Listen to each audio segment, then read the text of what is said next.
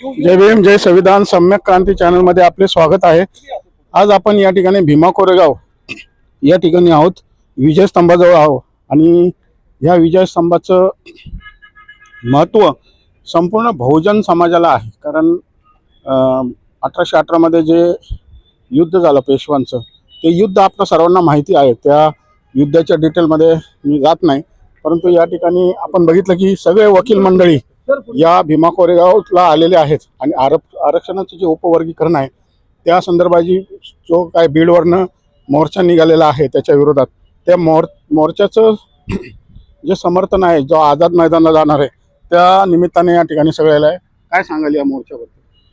प्रथमतः मी या बीडवरून जो लॉंग मार्च निघालेला आहे त्या लॉंग मार्च मध्ये जे भीम सैनिक गेले 10 दिवस बीड पासून या भीमा कोरेगावच्या ऐतिहासिक भूमीमध्ये जे पदार्पण करणार आहेत त्यांचं या ठिकाणी या भीम सैनिकांचं आम्ही स्वागत करण्यासाठी आणि इथल्या मनुवादी सरकारने जो 2 SC जमाती वेशी बाहेरच्या ज्या जाती आहेत त्यांच्यामध्ये जो वाद लावण्याचा जो प्रयत्न केलेला आहे तो हाणून पाडण्यासाठी आज या ठिकाणी आम्ही सर्व पुणे शहरातील फुले शाहू आंबेडकर चळवळीतील वकील मंडळी या मोर्चाच्या या लॉंग मार्चच्या समर्थनासाठी आम्ही या ऐतिहासिक भूमीमध्ये उपस्थित आहोत।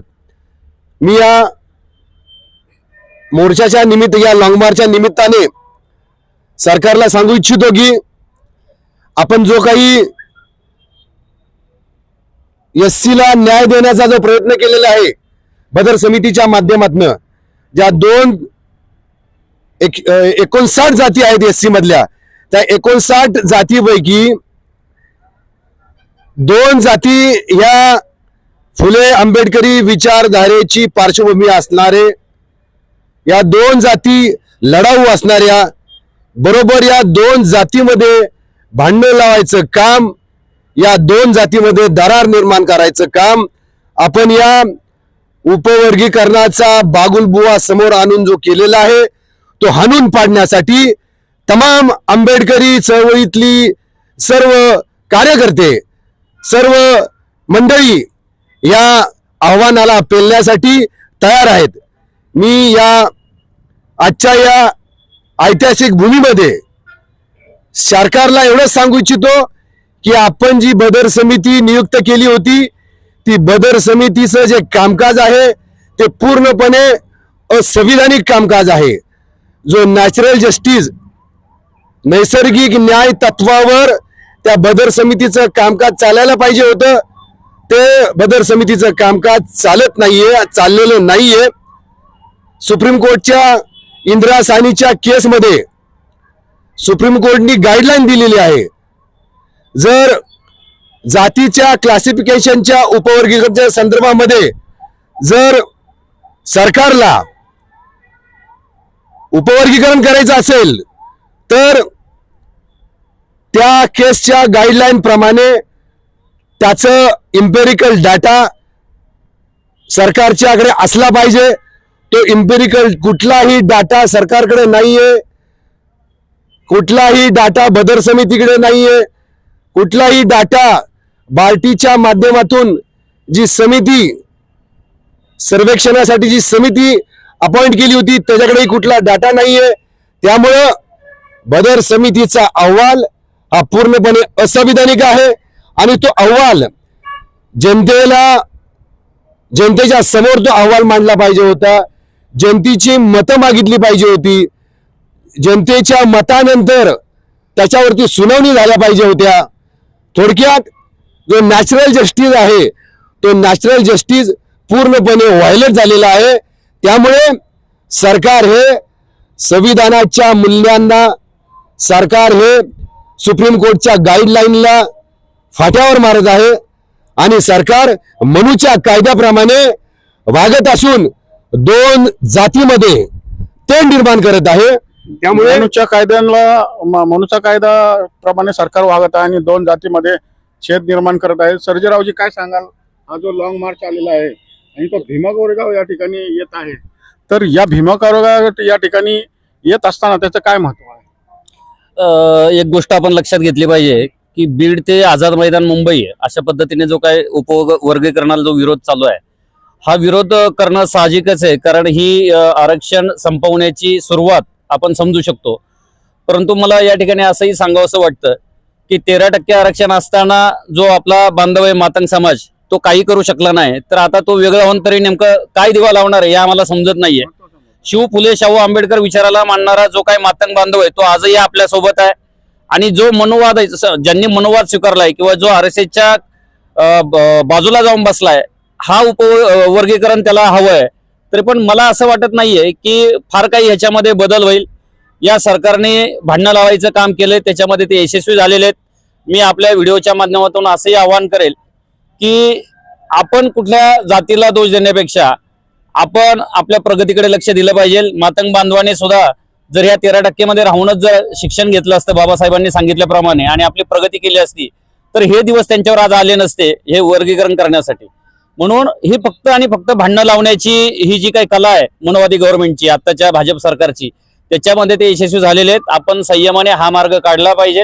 आणि मला असं वाटत नाहीये की त्यांनी किती जरी लावून धरलं की उपवर्गीकरण आम्हाला झालं पाहिजे, तर मताचं जर आपण बेरीज बघितली तर मला वाटत नाही येणाऱ्या काळामध्ये भाजपा सरकार एक जातीसाठी 58 जाती हे विरोधात घेतील आणि हे उपवर्गीकरण होणार नाही. फक्त त्यांना भांडणं लावायची होती, त्याच्यामध्ये ते यशस्वी झालेले. त्याचं कारण पण मला तर असं वाटतं की भांडणं लावायच्या ऐवजी जसं भीमा कोरेगावचं षडयंत्र आपल्या सगळ्या समाजाने उलथून लावलं, तसं सरकार जे काय भांडणं लावू पाहत आहोत, कदाचित ते भांडणं न लागता 59 जाती एकत्र आल्या तर कदाचित सरकारच उलटू शकतात. एवढी ताकद 59 जातीमध्ये आहे. जसं UP मध्ये मायावतीच्या कालावधीमध्ये झालं, 59 जाती एकत्र आल्याने त्यांच्यासोबत OBC जुडले, ब्राह्मण जुडले. सर काय सांगाल, हे जे काही आरक्षणाचं उपवर्गीकरण आहे त्याबद्दल आपली काय भूमिका आहे आणि हे उपवर्गीकरण थांबवण्यासाठी काय करावं लागेल? आपण एक बघितलं असेल, मी प्रथमतः बीडवरून जो लॉंग मार्च निघालाय, या लॉंग मार्च मध्ये जे जवळपास 10-15 दिवस जे भीमसैनिक चालत निघालेले आहेत, मी त्यांना पहिल्यांदा क्रांतिकारी सॅल्यूट करतोय, क्रांतिकारी जय भीम करतोय. कारण एवढं ऊन आहे आणि ते पण अगदी उन्हाळ्यातला दिवस असताना, उन्हाळ्यातले दिवस आहेत, कडक ऊन आहे, अन्न पाण्याची कोणतीही सुविधा नसताना किंवा कोणत्याही अगदी वाहनाची सुविधा नसताना गेले अनेक दिवस हे चालत आहे. त्यांच्या कार्याला सॅल्यूट आहे, पहिला मुद्दा. दुसरा मुद्दा जर आपण बघितला, भारतीय संविधानाच्या कलम नंबर 341 मध्ये आपण जर बघितलं, SC अनुसूचित जातीसाठी तरतूद आहे. परंतु या अनुसूचित जातीच्या यादीमध्ये बदल करायचा असेल किंवा त्यामध्ये कमिया खामिया ढूंढायच्या असतील तर हा अधिकार केवळ आणि केवळ संसदेला आहे, पार्लमेंटला आहे आणि राष्ट्रपतीला आहे. जर हा अधिकार राष्ट्रपतीला असेल तर महाराष्ट्र सरकारला राष्ट्रपतीच्या अधिकारावरती ओव्हररूल करण्याचा अधिकार आहे का, हा पहिला प्रश्न आहे. पार्लमेंटच्या अधिकारावरती महाराष्ट्र शासनाला ओव्हररूल करण्याचा अधिकार आहे का, हाही मुद्दा महत्वाचा आहे. मग त्यांनी काय केलं, महाराष्ट्र सरकारचं लोक ऐकणार नाहीत म्हणून त्यांनी ते सुप्रीम कोर्टाच्या ह्याच्यामध्ये कोर्टात चेंडू ढकलला आणि सुप्रीम कोर्टामध्ये काही बसलेल्या जातीवादी न्यायाधीशांनी जाणीवपूर्वक मी शब्द वापरतोय, जातीवादी न्यायाधीशांनी जाणीवपूर्वक ह्याचं विश्लेषण वेगळ्या पद्धतीने केलं, आपल्या म्हणण्याप्रमाणे केलं. भारतीय संविधान सांगतंय की हा अधिकार कुणाचा आहे. तुम्ही जो मुद्दा मांडताय की राष्ट्रपतीला अधिकार आहे, जर राष्ट्रपतीला अधिकार असते तर राष्ट्रपतींनी त्या बाबतीत ऑब्जेक्शन घेतलं असतं. मग परंतु राष्ट्रपतीने ऑब्जेक्शन घेतलेलं नाहीये, तर मग तुम्ही असं कसं म्हणू शकता की हा अधिकार राष्ट्रपतीला आहे? मी तुम्हाला तेच सांगायला लागलो. तुम्ही आजही भारतीय संविधानातलं कलम नंबर 341 जर बघितलं तर आज त्याच्यामध्ये स्पष्ट लिहिलंय की याच्यामध्ये या यादीमध्ये बदल करायचा असेल, कमिया खामिया ढूंढायच्या असतील किंवा त्याच्यामध्ये काही फेरफार करायचे असतील तर अधिकार सुप्रीम कोर्ट आणि संसदेला आणि राष्ट्रपतीला आहे. आता राष्ट्रपतीने याच्यावरती ऑब्जेक्शन का नाही घेतलं, तर कारण हा मुद्दा जो सुप्रीम कोर्टामध्ये हा चेंडू गेल्यामुळं सुप्रीम कोर्टामध्ये काही जे जज आहेत, उदाहरणार्थ न्यायमूर्ती चंद्रचूड यांची जी भूमिका राहिलेली आहे ही नेहमी अगदी जातीवादी भूमिका राहिलेली आहे. आणि त्याच्यामध्ये जे शेड्यूल कास्ट मधले एक न्यायमूर्ती होते, न्यायमूर्ती BR गवई साहेब, ज्यांना आपण बघितलं असेल की न्यायमूर्ती पदावरती असताना काही जातीवादी लोकांनी चप्पल सुद्धा फेकून मारली होती. आता गवळी साहेब तिथं असताना सुद्धा गवळी साहेबांनी याचं का समर्थन दिलं मला कळायला मार्ग नाही. आपण दुसरा एक मुद्दा मी तुम्हाला आठवण करून देतोय. 7 जज होते, 7 जज पैकी एक जज जे आहेत न्यायमूर्ती बेला त्रिवेदी यांनी 84 पानाचा विरोध, 84 पानाचा जजमेंट देऊन विरोध केला या मुद्द्याला. आणि न्यायमूर्ती बेला त्रिवेदी असं म्हणतात की हा अधिकार केवळ आणि केवळ सुप्रीम कोर्टाच्या अंडर नाहीये, हा महाराष्ट्र शासनाच्या पण अंडर नाहीये, हा अधिकार पार्लमेंटचा आहे.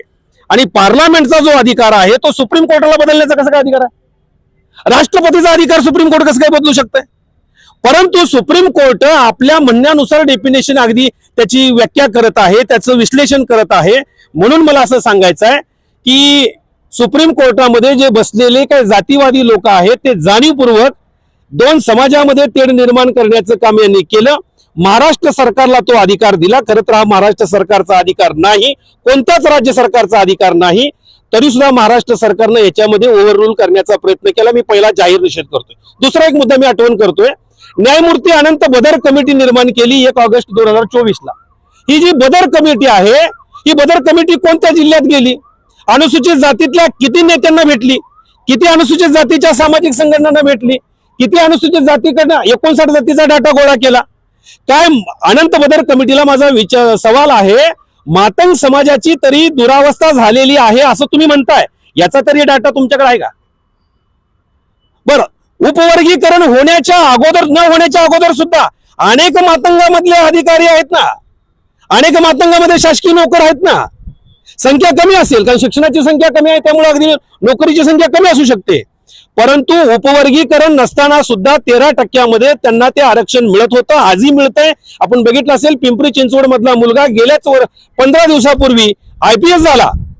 जर एक कांबळे नावाचा मुलगा आजही IPS होतो, मग उपवर्गीकरण केले का? उपवर्गीकरण न करता सुद्धा तुम्हाला अगदी आरक्षण मिळू शकतंय, मिळतंय, मिळत आहे, मिळत राहणार आहे. याचं कारण असं आहे, आरक्षण हे समूहाला दिलेलं आहे आणि SC समूहामध्ये 59 जाती आहेत, तो डिवाइड करण्यासाठी नाहीये. जोपर्यंत आम्ही एक आहोत तोपर्यंत आमची एकी आहे. ज्या दिवशी आम्ही विखरलो जाईल त्या दिवशी आमची बेकी होणार आहे, त्या दिवशी आमचा सत्यानाश होणार आहे.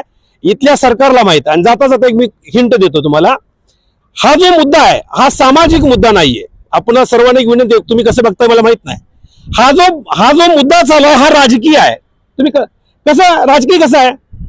महाराष्ट्रामध्ये बौद्धांची संख्या जास्त आहे आणि फडणवीस आणि RSS ला माहिती आहे बौद्धांना तुपात गोळा, साखरात गोळा, कशात पण गोळा, परंतु ते काय बीजेपीला वोटिंग करणार नाहीत. मग त्यांना माहित आहे जर बीजेपीला वोटिंग कोण करतील? जर जातीचा मुद्दा उभा केला तर जातीच्या अस्मितेवरती मातंग समाज आपल्याकडे येऊ शकतो.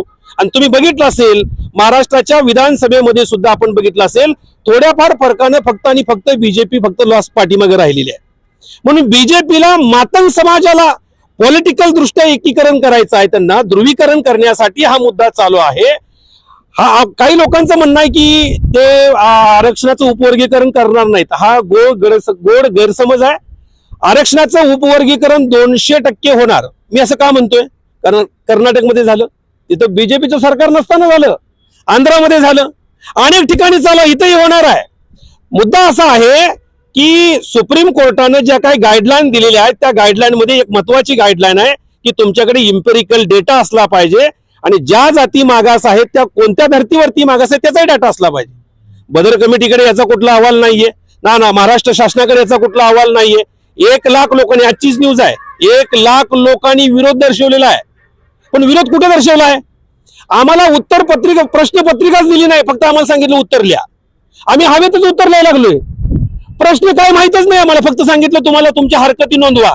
अरे कशावरती हरकती नोंदवायच्या आहेत? मी फडणवीसांना सांगतोय की हरकती या कशावरती नोंदवल्या जातात की जिथं काय दिसतंय वाचून अगदी आपल्याला कळलं पाहिजे की ती बरोबर आहे का चुकीचं, तेव्हा हरकती नोंदवता येतात. फडणवीस कॉप्या करून अगदी एवढ्या मोठ्या पदापर्यंत आलेत का मला काही कळत नाही. मी तर समजत होतो की ब्राह्मण फार विद्वान असतात, ब्राह्मण फार शिकलेले असतात, ब्राह्मण बुद्धिमान असतात. फडणवीस ब्राह्मणामधला सर्वात अगदी अडाणी ब्राह्मण आहे का असं माझं म्हणणं आहे.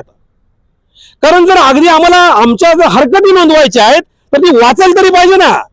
म्हणून या मुख्यमंत्र्याचा मी जाहीर निषेध करतोय. कारण हे मुख्यमंत्री होते तेव्हाच भीमा कोरेगावची दंगल झाली, लक्षात ठेवा. हेच मुख्यमंत्री असताना भीमा कोरेगावची दंगल झाली. आणि हेच मुख्यमंत्री आजही मातंगामध्ये बौद्धामध्ये तेढ निर्माण करत आहेत. जेव्हा जेव्हा मुख्यमंत्री म्हणून देवेंद्र फडणवीस सत्तेवरती येतात, गृहमंत्री म्हणून सत्तेवरती येतात, तेव्हा तेव्हा जातीमध्ये आणि धर्मामध्ये तेढ निर्माण करतात. म्हणून महाराष्ट्र सरकारचा मी जाहीर निषेध करतोय. फडणवीसांना मी इशारा देतोय, आम्ही जरी वकील मंडळी असलो तरी पहिल्यांदा आम्ही समाजाचे घटक आहोत, म्हणून आम्हाला सामाजिक कणवळा पहिला आहे, नंतर आम्ही न्यायिक भावनेनं लढू, परंतु सामाजिक भावनेनं पण आम्ही आमचा दृष्टिकोन सामाजिक पहिला ठेवत आहे. म्हणून महाराष्ट्रातल्या सरकारला आम्ही सांगू इच्छितो, आम्ही कोट घातलेत म्हणून वकील आहे, कोट काढले तर आम्ही सामाजिक कार्यकर्ते आहोत, तुम्हाला महाराष्ट्रात फिरू बी देणार नाही. ही वेळ येईल, ती वेळ महाराष्ट्र सरकारनं आणू नये एवढीच आमची विनंती आहे. महाराष्ट्र सरकारला फडणवीसांना सांगणं आहे, दोन जातीत भांडणं लावणं बंद करा. कालपर्यंत तुम्ही ज्या लोकांना तुमच्या मांडीवरती घेऊन आम्हाला आकडे वाकडे दाखवत होता, आज ते लोक सुद्धा बाबासाहेबांचाच फोटो घेऊन रस्त्यावरती उतरत आहेत. फडणवीस, तुम्ही भांडणं लावण्यामध्ये सक्सेस नाही झाला, तुम्ही भांडण लावण्याचा प्रयत्न केला, परंतु जी लोक बाबासाहेबांना स्वीकारत नव्हती त्यांना सुद्धा मोर्चे काढताना बाबासाहेबांचा फोटो घेऊन आज मोर्चे काढावा लागतोय. बाबासाहेबांचा फोटो घेतल्याशिवाय पूर्वी ते मानतही नव्हते. RSS मध्ये काम करणारे काय पुढारी आहेत, मी कुठल्या जातीचं नाव घेणार नाही, ते गोळणकराचा जय जयकार करायचे, सावरकराचा जय जयकार करायचे. पण आज सावरकराचा गोळणकराचा कुठं फोटो दिसतोय का त्यांच्या मोर्चामध्ये? आज मोर्चामध्ये फोटो कोणाचा आहे? एक अण्णा भाऊंचा आहे, दुसरा लहुजीचा आहे, तिसरा बाबासाहेबांचा आहे. म्हणजे तुम्ही तोडायला गेला, परंतु बाबासाहेबापासून लोकांना तोडणं एवढं फडणवीस सोपं नाहीये, तुमच्या 70 पिढीतला जमलं नाही. म्हणून मी आज या भीमा कोरेगावच्या क्रांतीभूमीतून अगदी तुम्हाला आवाहन करतोय, ही भूमी पेशवाईचा नंगानाच संपवणारी भूमी आहे. आणि तुम्ही जर पेशव्याचे वंश स्वतःला समजत असाल तर आम्ही सुद्धा भीमा कोरेगावचे वंशज ते ध्यानात ठेवा, एवढाचा इशारा सांगतो. खूप खूप धन्यवाद. कृपया व्हिडिओला लाईक करा, शेअर करा आणि हे धमाकेदार जे विचार आहेत ते संपूर्ण महाराष्ट्रात, संपूर्ण देशात पोहोचवण्यासाठी मदत करा. कमेंटमध्ये आपली कमेंट नक्की लिहा, जी कमेंट संपूर्ण जगामध्ये वाचली जाते. धन्यवाद. जय भीम, जय संविधान.